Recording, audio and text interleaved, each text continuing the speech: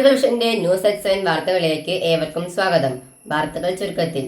കൂടുതൽ വാർത്തകൾക്കായി നാട്ടുകൾ vision channel subscribe ചെയ്യൂ. സാംസ്കാരിക പരിപാടികളിൽ യുവാക്കളുടെ സാന്നിധ്യം കുറയുന്നതായി എഴുത്തുകാരൻ KC നാരായണൻ.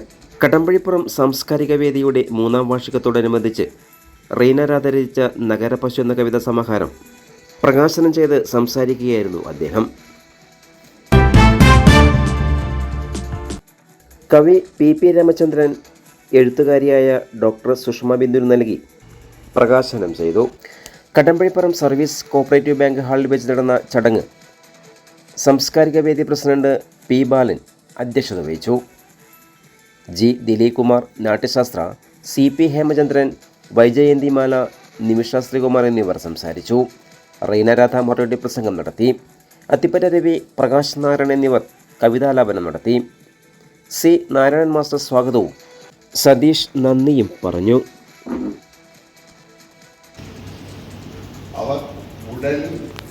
അവർ ഉടലിലും വീടിലും വലുപ്പം വെച്ചു പഴയ കളികൾ മറന്നും ഞങ്ങൾ പരസ്പരം അറിഞ്ഞതേ വണ്ടികൾ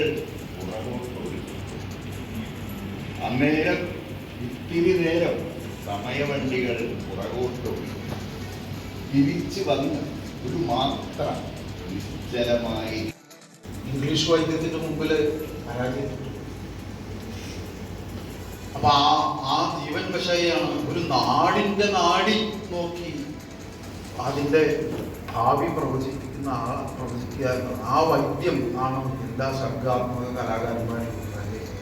എടശ്ശേരി ഗോവിന്ദൻ നായർ ഈ കുറ്റിപ്പുറം പാലത്തിന്റെ മുകളിൽ കയറി നിന്നിട്ട് അമ്പ പേരാറെ നീ മാറിപ്പോമോ ആതുലയ ഒരു അടുപ്പുകാലായ ഭാവി വരാനിരിക്കുന്ന ഈ ഇതിനെ എന്താ പറയാ അപജയത്തെ കാണുകയല്ലേ ചെയ്യുന്നത്. അതൊരു തരം നാടി പരിശോധന.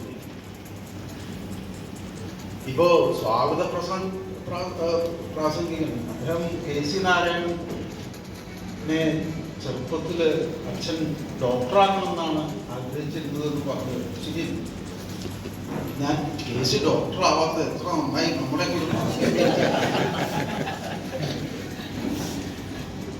പക്ഷേ ആ ഡോക്ടർ അല്ല അദ്ദേഹം.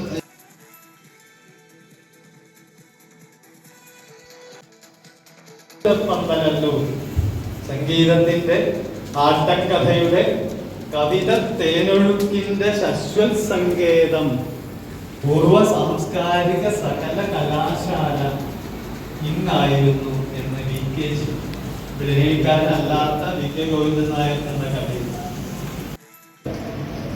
ഇതുവരും രോദനം, ഗാർഗിയുടെ രോദനം, ഇടറുന്ന ഹൃത്തിൽ നിന്നുയരുന്ന രോദനം. ഇതുവരും രോദനം, ഗാർഗിയുടെ രോദനം, ഇടറുന്ന ഹൃത്തിൽ നിന്നുയരുന്ന രോദനം. പൂക്കാതെ ഉണ്ണികൾ വിരിയാതെ കരിയുമൊരാത്മാവിൻ രോദനം. മൃതമാം മനസ്സിന്റെ അസ്പഷ്ടജൽപ്പനം, പിഴുതെടുത്തെറിയുന്ന വാക്കിന്റെ രോദനം. പിറവിക്കു വ്യഗ്രമാം അമ്മതൻ രോദനം. പാടിപ്പതിയാത്ത രാഗത്തിലൂടെയൊരു കുഞ്ഞു പക്ഷി കരയുന്ന പോലവേ കടപുഴകി വീഴുമൊരു വടവൃക്ഷ ശിഖരത്തിൽ ഒടുവിലായി മുഴങ്ങുന്ന ഗീതകം. എവിടെ നിന്നിളകാതുയർന്ന പാഠശാലകൾ, എവിടെ ഇനിയുണരാത്ത പഞ്ചവേദങ്ങളും. കതിരുകൾ പൊഴിഞ്ഞു ചിതലെടുത്തു നിന്റെ തകരാത്ത രമ്യഹർമ്യങ്ങളിന്നലെ.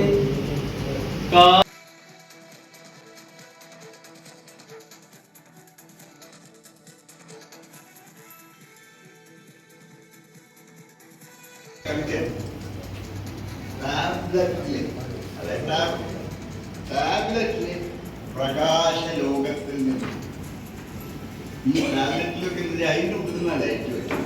അതുകൊണ്ട് അതിൽ റിഫ്ലക്ട് വരല്ല. നമ്മൾ പുസ്തകം വായിക്കുമ്പോഴും ടാബ്ലറ്റ് വായിക്കുമ്പോഴും നമ്മൾ വ്യത്യാസം ഉണ്ടാക്കുക. ഈ കടലാസിലേക്ക് ഇന്ന് ലൈറ്റ് വരുന്നില്ല. കടലാസിൽ പ്രകാശം വീണിട്ട് അത് നമ്മൾ എത്തിച്ചു. പക്ഷേ ടാബ്ലറ്റ് അല്ല, അത് അതിനെ ലൈറ്റ് സോഴ്സാണ്. ടാബ്ലറ്റിലെ പ്രകാശ ലോകത്തിൽ നിന്ന് ഒരു വേള കണ്ണുയർത്തി ചില്ലുവേടകൾ ചീന്തിയിട്ട ആകാശത്തുണ്ടുകൾ നോക്കി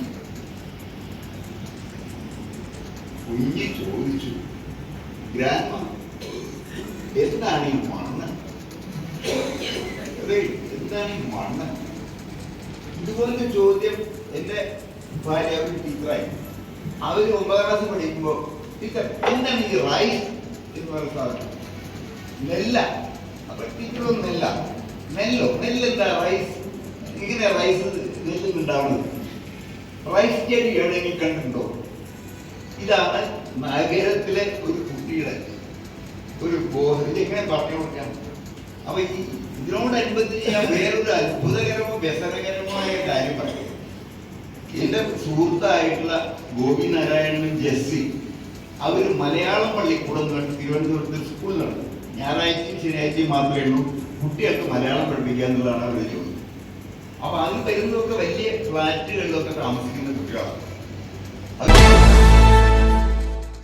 ഈ പരിപാടി നിങ്ങൾക്കായി സമർപ്പിച്ചത് Impex mattress, Mannarkkad road, Karinkallathani. പുതിയ രീതിയിലുള്ള കിടക്കകളുടെ വൻ ശേഖരവുമായി ഇംപെക്സ് മാട്രസ് കമ്പനി ഔട്ട്ലെറ്റ്, കരിങ്കല്ലത്താണിയിൽ. മൊബൈൽ 9526100066.